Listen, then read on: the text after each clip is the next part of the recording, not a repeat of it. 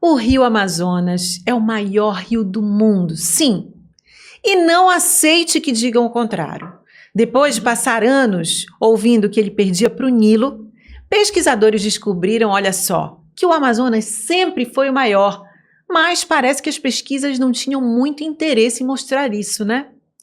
Ele é a veia pulsante que sustenta o planeta. Começa nos Andes, no Peru, recebendo vários nomes no seu curso, até desaguar aqui no Pará, na Ilha do Marajó, no Oceano Atlântico. Para milhões de pessoas da Panamazônia ribeirinha, o rio é o sustento, o alimento, transporte para as comunidades que vivem das suas águas. Águas que abrigam, pasmem, mais de 3 mil espécies de peixes, além dos mágicos botos e animais aquáticos que você nem imagina. O rio Amazonas influencia o clima global. Ele gera um vapor de água que se transforma em chuvas, regulando a temperatura da terra. Mas essa riqueza está ameaçada: desmatamento, contaminação por atividades como mineração e garimpo, além da iminência da exploração de petróleo próximo da foz do rio. Proteger o rio Amazonas é proteger a espinha dorsal do planeta, é proteger a sua própria vida. Compartilhe e faça parte dessa corrente que defende o maior rio do planeta. Falando nisso, falando sobre esse assunto, falando sobre rios, falando sobre a Panamazônia, eu vou conversar agora com uma convidada que está fazendo um trabalho lindíssimo, lindíssimo pela Panamazônia. O nome dela é Vitória Leona. Vitória Leona, eu amei esse nome, muito obrigada por ter topado conversar com a gente. Muito obrigada, Mari, por me receber, estou muito feliz. Eu comecei falando dos rios aqui, né, e a gente tem uma ligação muito profunda com as águas, com as nossas águas, embora essa ligação tenha sido silenciada e tenha passado por um processo de apagamento pelo nosso processo de colonização e de exploração. E aí, quando eu vi que tu estavas fazendo uma viagem pelo Rio Amazonas, lá onde o Rio Amazonas nasce, eu falei, gente, que maravilha, que coisa incrível. E aí, coincidentemente, eu comecei a te seguir, e aí na reunião de pauta com o meu produtor, ele falou assim, vamos trazer ela? Eu nem tinha falado de ti, ele que te trouxe, falou assim, ela vai estar aqui em Belém.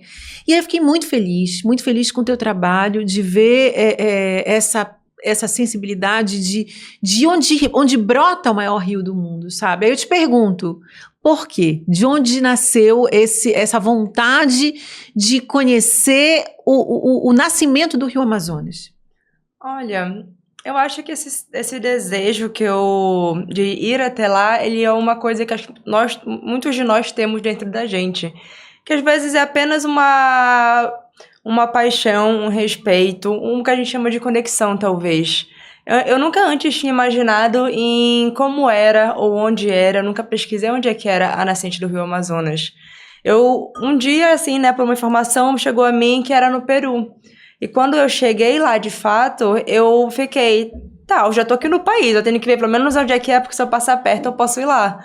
Mas eu fico pensando muito assim, que acho que aquelas ideias que a gente que é daqui do norte tem, assim, tipo assim, quero ir na origem de um rio. Duvido que, acho que muita gente de outras regiões não tem muito essa onda, eu quero ver onde nasce um rio. Mas foi uma coisa que eu acho que foi crescendo em mim cada vez mais, até porque o caminho ele não é nem um pouco fácil. É possível tu contratar uma agência e com um guia, chega lá de carro, belíssima, só que também custa muito caro. Custa em torno de R$2.000, porém pagando em dólar.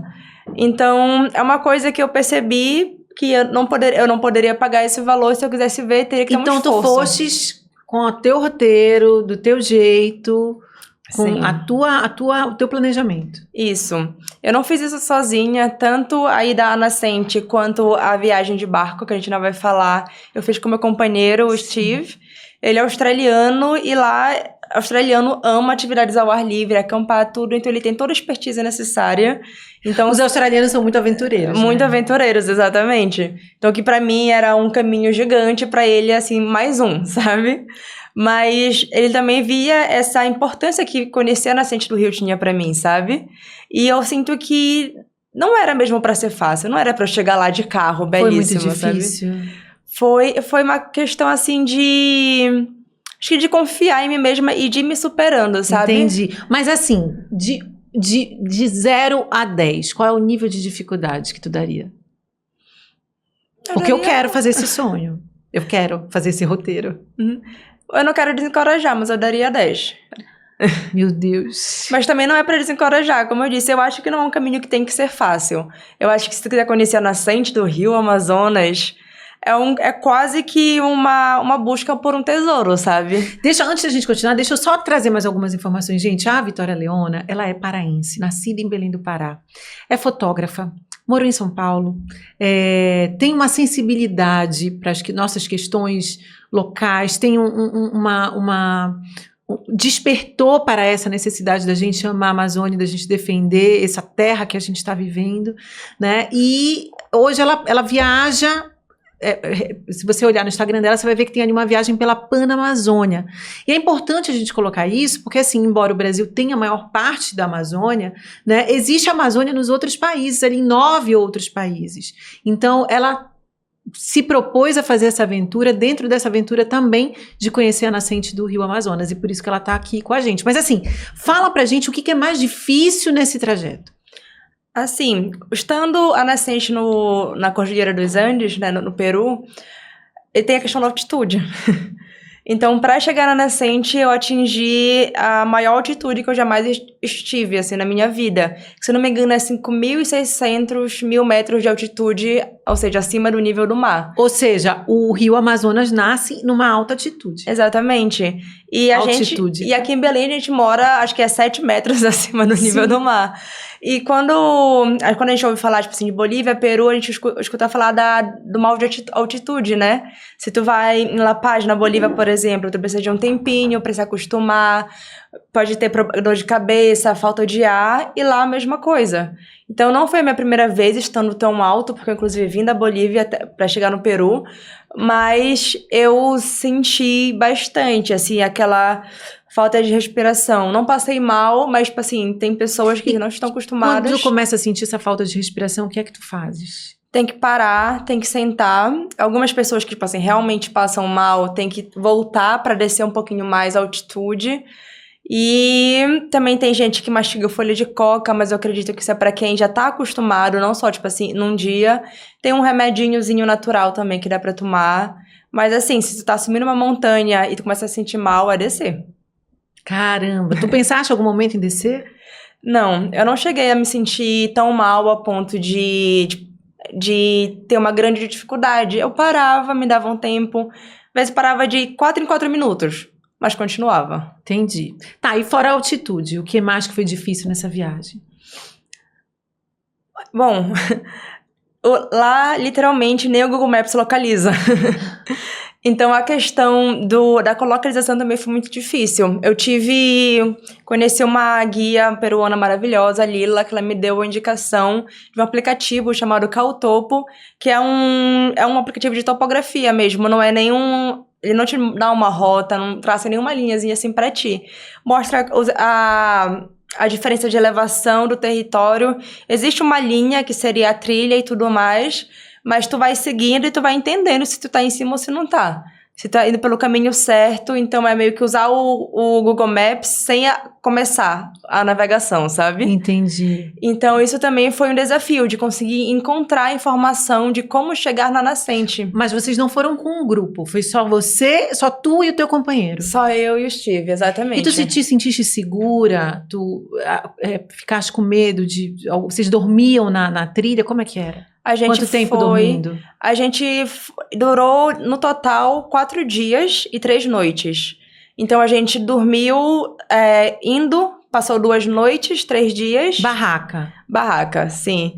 E passou um dia lá, dormiu na origem e voltou em um dia, que a gente já não queria mais dormir na barraca. Gente, eu queria muito ir, mas eu já mudei de ideia. Vai com uma barraca grande, que eu tô perguntando aqui cada detalhezinho. Não, mas isso... Porque eu tô tentando anotar o meu roteiro, pensando na possibilidade de ir, mas pelo visto eu acho que vai ser bem duro pra mim. É uma correria. Até porque, assim, é um lugar que não existe, de fato, uma trilha. Não tem uma placa, bem-vindo à nascente. Na verdade, na nascente mesmo tem.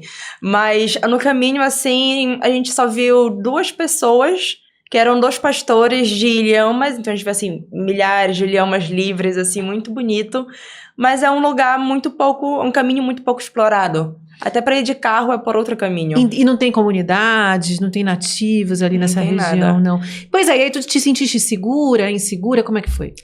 Eu me senti super segura, assim, eu acho que lá é mais fácil ser atacada por um tigre. Não sei se é um tigre, mas eu acho que é mais fácil ser atacada por um animal do que por uma pessoa, sim, sabe? Entendi. E eu acho que acampar é uma coisa que eu não sou tão acostumada, né? Com o Steve eu comecei a fazer mais.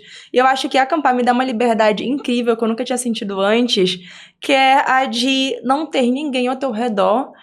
E tu não precisa se preocupar com as todas as riscos que a gente tem aqui.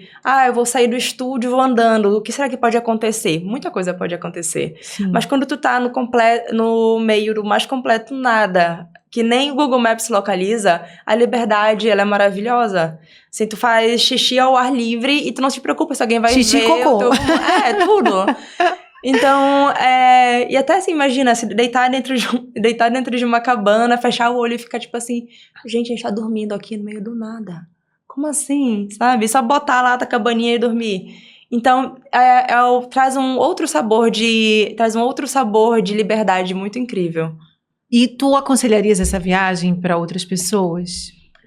Eu aconselho para quem realmente quer e não tem medo de passar perrengue.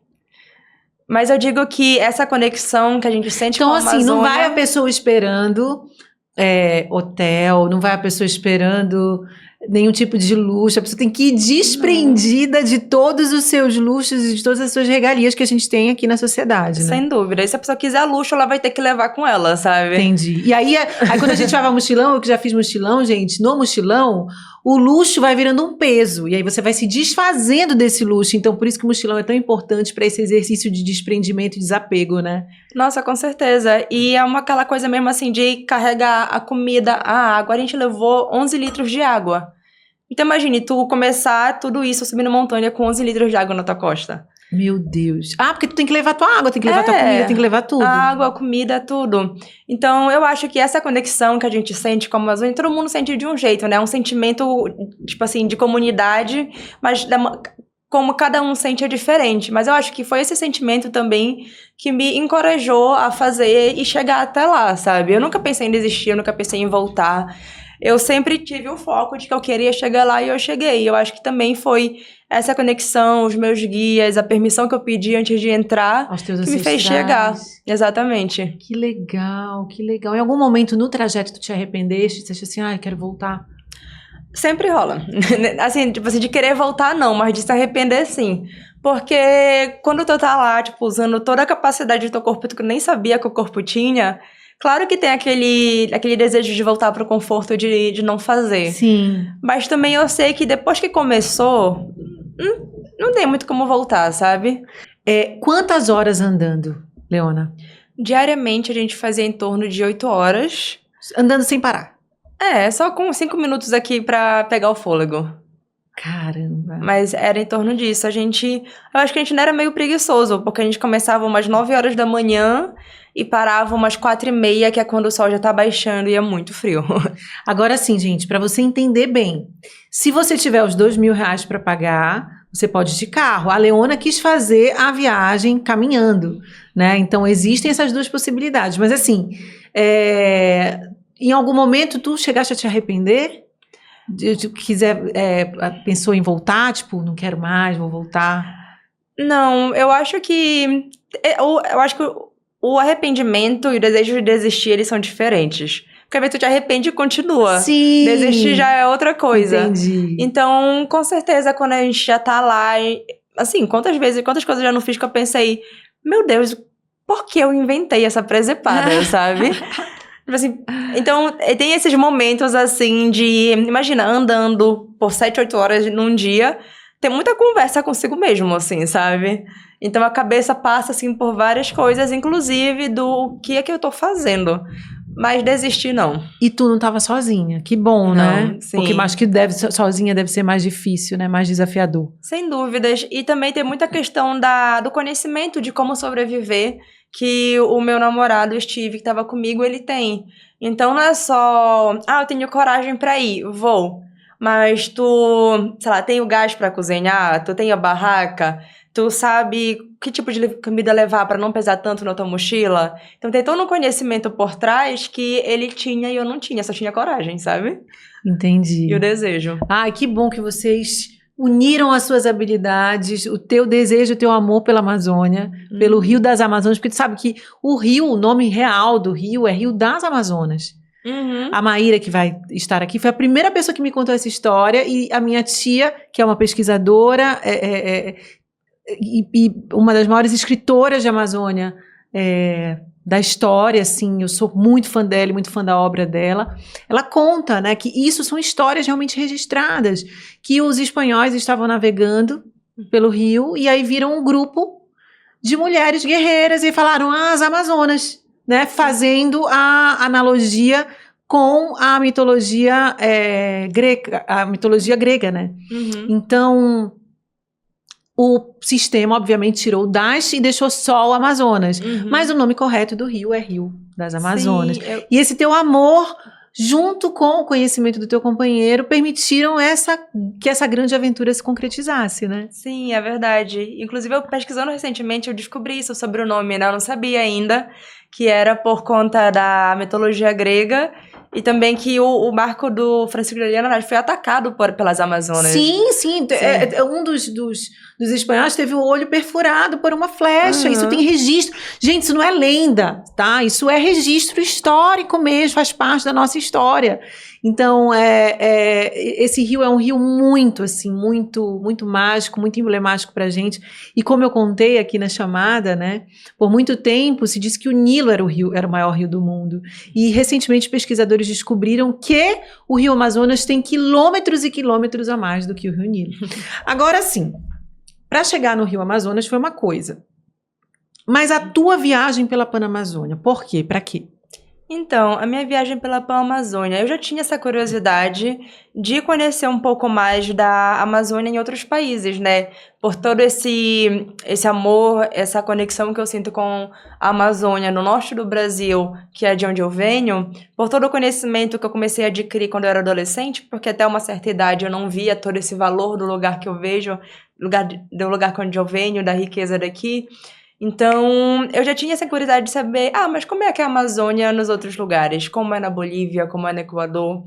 Então, era um desejo que já estava lá. Fiz até uma lista, mas foi em outubro, fiz uma lista, 30 antes dos 30. Tava lá, viagem de barco pelo Rio Amazonas. Eu só não sabia que era o primeiro que eu ia realizar, né? Que legal! Sim. Como é que foi essa experiência em países da Panamazônia? Que similaridade você consegue identificar com essas cidades do Pará, da nossa região? Olha, acho que a experiência, ela foi, honestamente, assim, abriu minha mente de uma maneira maravilhosa, sabe? Eu acho que quando a gente olha para nós mesmos aqui no norte do Brasil, a gente se sente tão diferente, às vezes afastado, né, do restante do Brasil. Até incompreendido, né, de alguma forma, pela falta de informação que existe. E eu acho que isso é o sentimento que impera boa parte da vida, mas quando a gente olha para nós mesmos pela perspectiva do bioma Amazônia, tão grande quanto um país poderia ser o seu próprio, eu acho que a gente vê muito mais similaridade. Se a gente se olha assim, se a gente se olhar assim, muda completamente a perspectiva, sabe? Sabe que eu tenho me sentido agora que eu estava passando uma temporada na Europa, fazendo intercâmbio, e as pessoas me perguntavam de onde tu eras. Eu falava da Amazônia.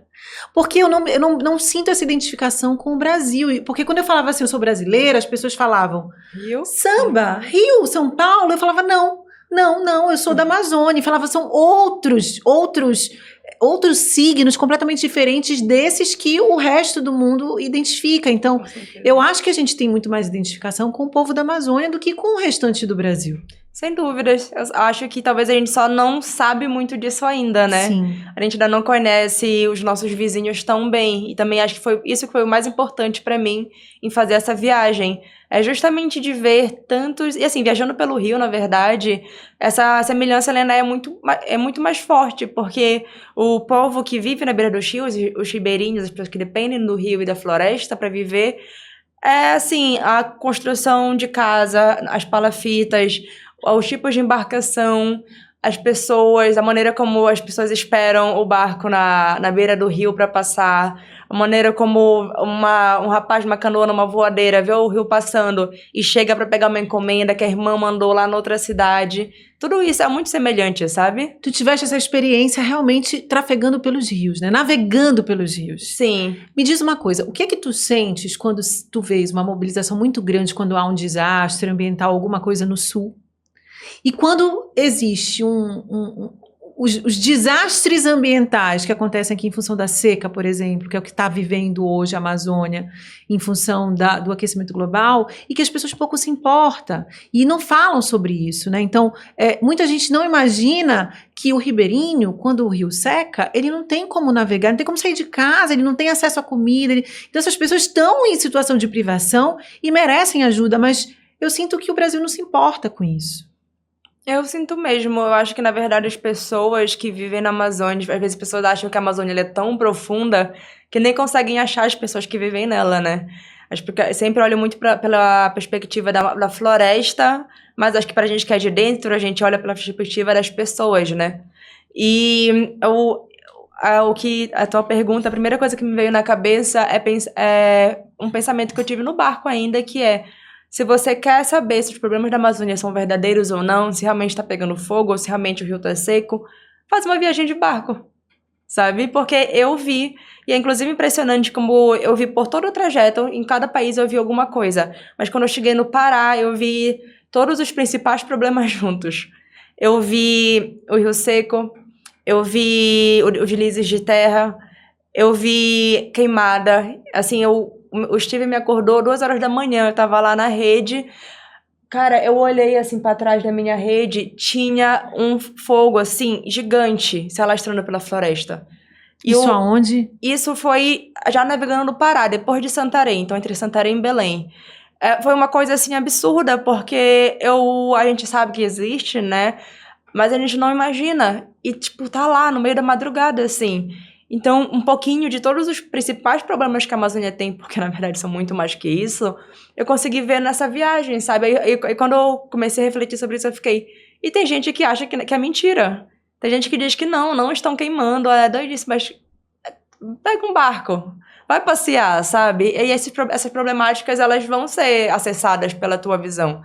Porque é verdade. E acho que falta acho que é um aprofundamento que é tanto pra gente que eu digo assim, pessoas que são da Amazônia, quanto para pessoas de fora.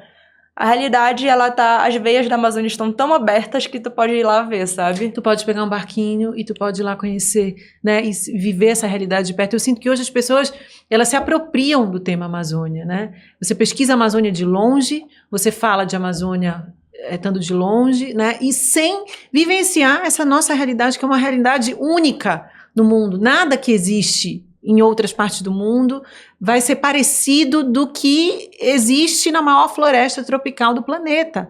Aqui a gente sabe quais são as nossas vivências, né, de como você entra e parece, eu tenho amigos de fora que quando eles vêm para cá, eles falam assim, nossa, eu chego no Pará e eu sinto que eu estou num outro país. Né? Então, é como se realmente a gente acessasse uma outra dimensão e que a maior parte das pessoas não se importa, não se interessa. Como tu já viajaste o mundo inteiro, tu sabes que as pessoas não sabem o que é a Amazônia. As pessoas, quando você fala de Amazônia, as pessoas perguntam se tem gente vivendo, se tem shopping. Me perguntaram isso. Entendeu? Só faltou jacaré, né? Não, jacaré. E dessa vez eu ouvi também uma coisa que pra mim foi novidade, porque quando a gente vai pro sul, sudeste, a gente escuta muito sobre jacaré. Agora eu escutei anaconda. Eu nunca tinha escutado isso. E eu te juro que eu achava que isso de perguntar de jacaré e tal era uma coisa assim bem 2000, 2001. Quando eu vi o teu vídeo falando sobre isso, eu fiquei... Meu Deus, as pessoas ainda são ignorantes desse jeito. Parece meio história, assim... É muito distante, assim, da minha realidade, ou talvez da minha bolha, né? Enfim. Eu tava lá no intercâmbio agora e aí tinha uma amiga minha, colombiana inclusive, né? Mas que não da parte da Amazônia colombiana. E aí eu falei pra ela, contando daqui, da minha região... E falei para ela que a Amazônia tinha cidades. Ela falou, jura, mas como são essas cidades? Tem shopping? Tem carros? Sabe? Porque realmente as pessoas vivem alienado, né, do que a Amazônia representa. Agora, Leona, tu conhecestes a Panamazônia, né? Tu chegastes em cidades que são cidades com as nossas características, mas são cidades de outros países, né? Quais foram as coisas mais diferentes que tu observastes e que mais te apaixonaram? Acho que a diferença ela começa no idioma, né? Acho que é o primeiro que a gente acessa, porque já. Tu falas espanhol? Agora eu falo. Depois de tanto tempo viajando? Sim, depois de uns bons meses pela América do Sul, porque eu comecei em março a viagem pela América do Sul, não pela Panamazônia. Eu já fui melhorando. Sempre tive essa curiosidade de poder falar um espanhol de fato e não apenas o portunhol. Sim. E que oportunidade que é viajar para aprender mais, né? Então, eu acho que a língua é o primeiro que vem. Mas também, eu acho que tem um sentimento que a gente sente aqui em Belém, que acho que talvez seja até desse calor que a gente tem das pessoas, do jeito mais espontâneo. Tu não e sentiste tudo mais, isso lá? Que eu senti menos. Tá. Sabe? Eu acho que chegar assim, entra no interior do Peru. Tinha uma cidade, Santa Clotilde, uma cidade muito, muito massa. Uma cidadezinha pequena. Tinha motorrete igual Cotijuba, tinha uma senhorinha no bar que era super aberta e começou a conversar comigo, então, tipo assim, tem um pouquinho de tudo. Mas eu acho que às vezes aquele jeitinho gaiato que a gente tem aqui... Não, gaiato só paraense. Exatamente. O paraense é aquele que acaba de te conhecer e faz piada e tira onda com a tua cara e faz zoeira, né? E ele mal te conhece, mas ele tá aí te zoando. Eu acho que é porque a gente tem um molho criativo, sabe? Que não existe em lugar nenhum do planeta. Sim. Mas eu acho que é exatamente isso. Eu acho que da mesma maneira como se a gente olhar pro Brasil, tu é de um jeitinho aqui, mais aberto, aí tu vai pra outro estado um pouquinho mais fechado, enfim. Eu acho que é isso pelo contexto do país, na Amazônia, né? Aqui a gente vai ser mais um pouquinho assim, ali vai ser mais assim, mas, tipo assim, as semelhanças, elas são inúmeras, sabe? Na questão da música, sempre tem uma música de fundo, sempre tem uma trilha sonora, sabe? A questão da maneira de se vestir, da sandália, do andar descalço. Tem a questão também do alimento, né? Do vídeo que eu fiz no mercado de Iquitos, que se chama Belém, inclusive. Sim. Tem uma semelhança gigante, assim, dos frutos. Eu vi pirarucu pintado, a dourada, claro. Tu viste a dourada lá? Eu vi a dourada lá, sim. É porque a dourada começa o trajeto dela por lá, né? Isso. Acho que vem um pouquinho mais perto de onde eu fui na nascente, mas passa por lá e lá se chama Dourado, é o Dourado. Então, eu cheguei a ver, e também ver as pessoas que vivem, assim como aqui em Belém, a gente tem muito dessa questão das pessoas que vêm dos municípios próximos para viver na capital, lá também. Iquitos é a capital da Amazônia, no Peru. É uma cidade que tu só pode chegar lá ou por avião ou por barco. Não chega por estrada, não existe. Então, tem toda uma dinâmica que ela é muito diferente. Imagina, lá tem tudo, né? Tipo, é uma cidade da Amazônia, tem tudo. Tem carro, tem prédio, tem motorrete, tem moto, tem de tudo. Mas tudo aquilo chegou lá pelo rio. É uma loucura quando a gente pensa nisso, né? Quando a gente vai para a Ilha do Marajó, toda vez que eu vou para a Ilha do Marajó, eu penso sobre isso. Eu falo, gente, tudo que eu tô comendo aqui, exceto peixe, tudo que eu tô comendo de arroz, tudo chegou aqui via barco. Todas essas construções que tem aqui, tijolo, tudo que chegou aqui, chegou via barco. É uma loucura. E não é fácil chegar no Marajó, né? Principalmente se você for aí nos meses de Bro, que o negócio vai de um jeito que você acha que vai virar, uma loucura, né? Mas essa é a nossa dinâmica, que a maior parte do mundo não conhece. Sim, e que a maior parte das pessoas vivem, né? Eu contratei um guia lá, que é o Javier. Inclusive, acho que quando você vai num lugar muito especial na Amazônia, gaste o dinheiro de contratar um guia, porque é maravilhoso ter alguém para espremer com perguntas, inclusive de conseguir conhecer a vivência, sabe? Porque ele era tão legal que foi além de um serviço que ele me prestou, ele realmente compartilhou comigo da vida dele, das dinâmicas dele. A gente tinha coisa que ele falava, isso aqui, o que é? Aí eu chamo de Buriti. Aí ele falou, aqui é Aguarre, sabe? Então a gente vai trocando sobre toda essa questão dos nomes, das vivências. E é muito... tipo assim, é como trocar com um amigo, de certa forma, com um parente, né? Ficaste com o contato dele para dar para as pessoas? Fiquei. Porque eu tenho certeza que a partir desse podcast vai ter um monte de gente interessada em fazer essa trilha. Eu estou aqui medindo se eu vou de carro, se eu vou nesse perrengue chique, nada chique, né? Nesse perrengue nada chique que tu contaste aqui pra gente.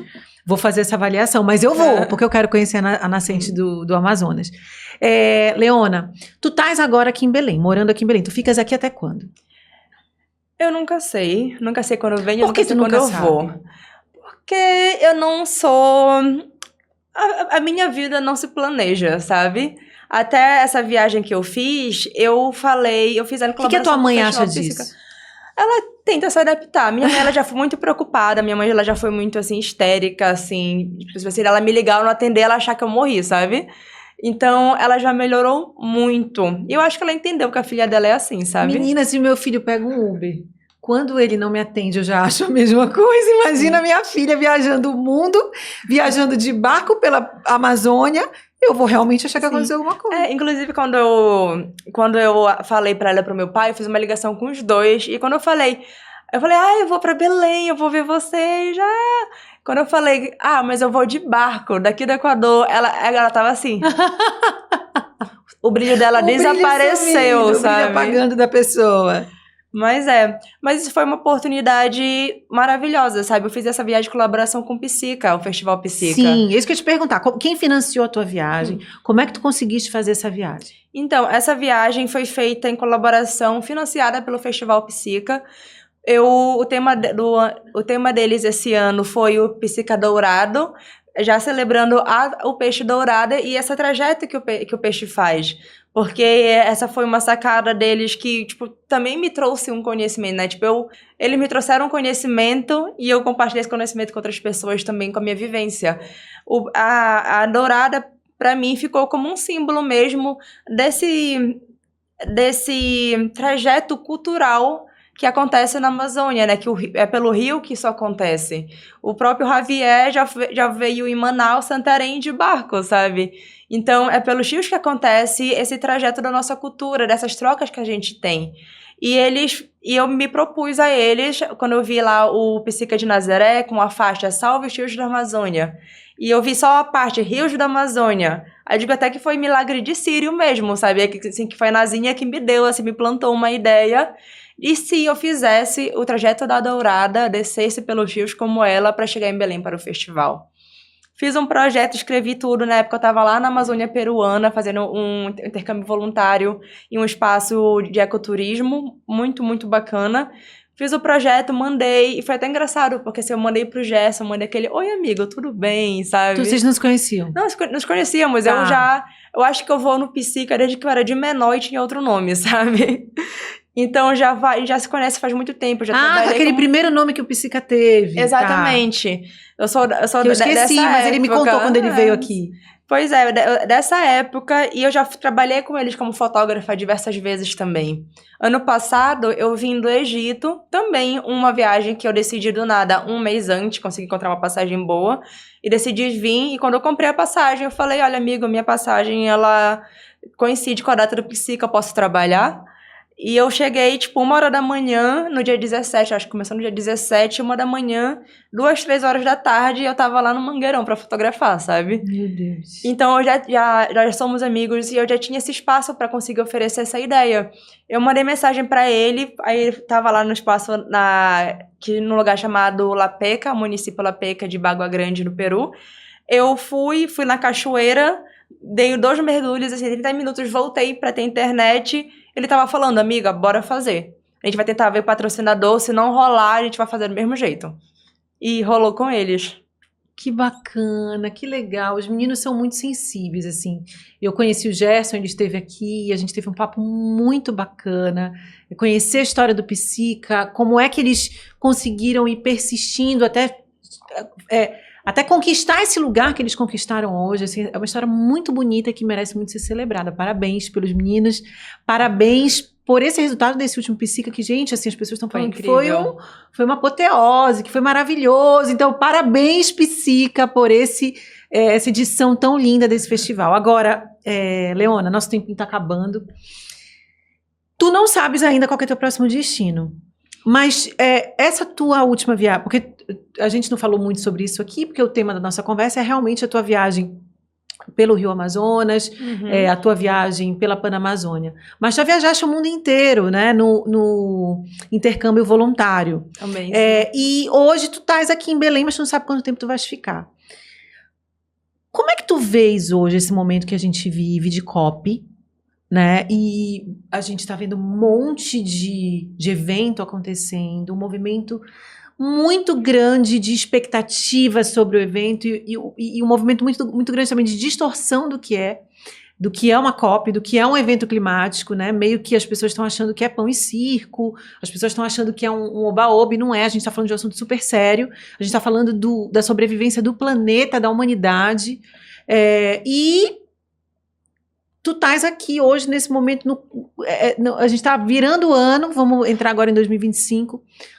Como é que tu achas que o teu trabalho pode vir ao encontro desse movimento que está acontecendo aqui agora em Belém do Pará? Olha, um dos sentimentos que chegou pra mim com o compartilhamento dessa história foi muito, assim, as reações das pessoas. E cada pessoa recebe de um jeito, né? Tem gente que comenta um coraçãozinho, tem gente que faz um textão falando sobre como sentiu, tem gente que chora, tem gente que ri. Então sempre atinge as pessoas de maneiras diferentes. Mas eu acho que ainda tem muito que nós, eu digo nós, todos nós mesmo, temos que aprender sobre a Amazônia e sobre nós mesmos dentro desse contexto. Eu sou uma pessoa que eu não sou muito diretamente política, ativista, mas eu acho que eu traduzo isso também, no caso, eu traduzo o que eu acredito em outras linguagens. Então, essa série de vídeos que eu fiz, por exemplo, fazendo essa viagem, eu tentei trazer também se eu vi que numa área, um lugar, o rio estava mais seco, eu falei sobre isso. Se eu vi pessoas vivendo em condições ruins, como eu vi em Belém e Iquitos, também falei sobre isso. Mas eu acho que isso infelizmente, essas coisas elas fazem parte da nossa narrativa, no sentido de, eu tentei trazer com tudo. Eu trouxe o bom, o ruim.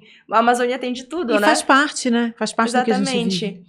E eu acho que a gente tem muito que aprender sobre tudo. Eu acho que o meu trabalho traz um pouco de informação sobre o que nós somos numa totalidade. Hoje em dia, eu vou pensar 2 vezes antes de falar, isso só tem em Belém do Pará, isso só tem no norte. Porque eu já acho essa frase meio perigosa hoje em dia, depois de ter visto tanta coisa semelhante, sabe? Então, eu acho que a gente vai se entendendo um pouquinho mais assim. Acho que daqui a pouco, por exemplo, a gente pode estar procurando conexão de uma pessoa do Peru, uma pessoa do Equador, uma pessoa da Guiana, que é aqui a nossa vizinha, sabe? E a gente pode talvez conseguir, se a gente está falando de COP, de internacional, de atenção aos olhos do mundo aqui, acho que também pode abrir nossos olhos para o resto do mundo, né? Pelo menos para o resto da Amazônia. E talvez essa seja a contribuição que eu gostaria de dar, entre tantas que eu nem sei que eu estou dando, sabe? Nossa, eu posso te garantir que tem esse efeito no nosso coração. Assim, eu vi o teu conteúdo, eu me apaixonei. Eu achei incrível a tua proposta de se entregar realmente para esse curso da natureza dentro da Amazônia, sabe? Para esse fio que liga esses países e que é o rio, né? Que é o rio que vai ligando, que vai nos conectando. Então, eu realmente fui muito tocada pelo teu conteúdo. E desejo que muita gente ainda seja tocada pelo teu conteúdo, que é muito criativo, que é muito acessível a todos e, assim, é de uma verdade muito grande. Porque hoje, e eu acho muito importante a gente dizer isso, eu vejo muita gente com um viés oportunista sobre a Amazônia, inclusive de pessoas que estão aqui, pessoas que não estão a par do que está acontecendo, pessoas que não estão ligando para a emergência climática, pessoas que não se importam com a degradação ambiental, com quem causa a degradação ambiental, com pessoas que se vendem para quem degrada a Amazônia, sabe? Então, eu vejo que o teu conteúdo é um conteúdo genuíno, é um conteúdo que realmente parte do teu coração, e eu acho que os caminhos que vêm do coração são os caminhos verdadeiros. Então, fiquei muito feliz de ver o teu conteúdo. Espero que todos vocês sigam. Ai, gente, me engasguei aqui. Bebe uma água. Espero que todos vocês sigam a Vitória Leona, que acompanhe, e eu tô na expectativa da tua próxima viagem. Muito, muito obrigada, Mari. Eu fico muito contente, de fato, em ver como isso te tocou. As pessoas... Eu encontrei uma menina na Psica que ela me falou que ela estava mostrando pros avós deles. A avó dela estava perguntando se eu já tinha chegado. O avô dela estava reconhecendo o lugar que eu mostrava, sabe? E eu acho que até quando isso chega nas pessoas mais velhas que não estão nas redes sociais, e nas que estão também, meu pai é professor de história do estado. Os amigos dele falam, eu vi o vídeo da tua filha, não sei o que mais. Então, assim, é muito bom quando isso reverbera para além da nossa bolha, né? Porque eu acho que o conhecimento também é para ser compartilhado, não só com nossas pessoas ao nosso redor, mas com todo mundo que conseguir acessar. Então, eu fico muito contente de ver como isso reverberou, como isso Esse fluiu. da nascente do Rio Amazonas viralizou bastante, né? Viralizou, sim. Até eu não uso muito TikTok, eu postei no TikTok, viralizou lá também. É porque acho que essa é a coisa de que a gente tá tão interessado, a gente quer tanto saber, a gente ama tanto a nossa cultura, né? A Amazônia, que qualquer nova informação que nos acrescente algo, a gente fica tipo assim, sabe? Então, eu também sinto demais isso quando eu vejo conteúdos, tipo assim, que são realmente profundos e verdadeiros sobre a Amazônia, sabe? E realmente não é nem... Eu odeio esse negócio assim, usar pauta para isso e aquilo. Tipo assim, não consigo. Eu falei sobre o que eu vivi, o caminho que eu percorri, e sobre como eu vejo e sinto isso. Talvez outras pessoas veriam de uma outra maneira, sentiriam de outra maneira e falariam de outra maneira. Mas é muito sobre viver, viajar, que é uma coisa que eu amo e que eu tenho a sorte de ser parte da minha vida. É sobre novas experiências, é sobre mudar a nossa maneira de ver o mundo e as coisas ao nosso redor, sabe? Eu te falar que eu não sei quando eu vou ainda, mas eu acho que eu vou da Colômbia pra Colômbia depois daqui. Eu tava falando com o Steve... Me leva. Bora? Por favor. Me leva. Eu tava conversando com uma amiga ontem que veio de Cali, na Colômbia, que a COP da Biodiversidade foi lá. Uhum. E ela falou, nossa, eles têm a mesma paixão pela salsa que a gente tem pelo brega, pelo tecnomelody. Eu falei, gente, eu quero. Sim. Eu preciso disso, eu preciso conhecer a Colômbia. Sim, o pouquinho de tempo que eu passei 3 dias nesse trajeto na Colômbia, na Tríplice Fronteira, eu já fiquei, tipo assim, que voltar urgente. E eu tava falando com o Steve que a passagem lá tá muito cara. A passagem de avião tá muito cara. Aí o Steve falou, eu acho que de barco é mais barato. E a gente só, tipo, se olhou e riu. Porque vocês vão de barco. Porque talvez a gente vá de barco, sim. E só que assim, a gente ficou, tipo assim, eu acho que deve Quanto ser tempo de barco? De lá pra cá foi uma semana, mas é a favor do fluxo do rio. Ah, tá. Pra voltar demora Tem mais. isso também, né? Tem mas aí a isso. gente só riu, porque de repente, 10 dias dentro de um barco já não assusta mais a gente, depois de ter que passar do 20, sabe? Sim, já é fichinha, né? Sim, então, Pra quem já passou 20, uma semana. o que é 10, né? Então, são pequenas mudanças que acontecem dentro da gente que a gente nem imagina, né? Agora, viajar de barco já é uma coisa muito mais próxima da minha realidade do que era antes de iniciar essa jornada. E eu tenho certeza que tu tá estimulando muitas pessoas a conhecerem a Amazônia de Nossa, eu barco. espero que sim. E isso é muito importante, porque as pessoas têm medo, as pessoas têm receio, as pessoas não sabem, as pessoas têm preconceitos, né? E é tão importante a gente se lembrar que a Amazônia tem a maior bacia hidrográfica do mundo, né? E que água doce é o bem mais precioso da humanidade. Mais precioso da humanidade. Sem água doce ninguém vive. Então, as pessoas precisam realmente se entregar a esse fluxo dos rios, né? Eu acho que isso é uma analogia para a vida, porque eu acho que quando você observa um rio, né, você entende que a vida é esse mesmo fluxo, a natureza ensina pra gente o tempo inteiro, né? Com certeza. Eu acho que a Amazônia ensina muito a gente, sabe? Falando nisso, eu quero encerrar com um presente que a gente trouxe para você. Aqui, por favor, tragam para mim. Falando sobre exatamente esse assunto. Tira o plástico. Olha, tu tá sendo a primeira a receber. Esse é o tema do meu trabalho, é o tema que eu defendo na minha vida, que a Amazônia é uma mulher. E tu falaste que a Amazônia nos ensina. Para mim, a gente só vai realmente aprender o que é ação climática quando a gente aprender a se relacionar com a Amazônia a partir de uma relação de afeto, né? A resgatar essa relação de afeto com a mulher Amazônia, com a mãe Amazônia, né?